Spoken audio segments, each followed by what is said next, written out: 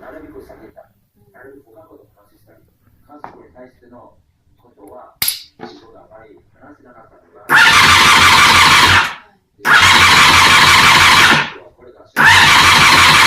すごいなってしながら、カメラ買ってくれたら、と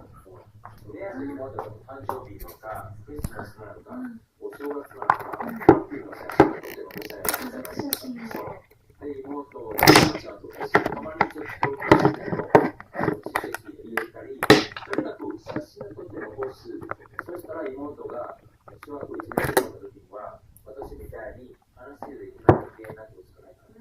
それが私のカメラの欲しかったの一番最初の時です。で、そういったことで私も学校行ったり、子供たちと昔よりも会話になった。友達に作ってあげますよ。そこで自分も僕自身の自分がステージに立ち上げて会話に行った。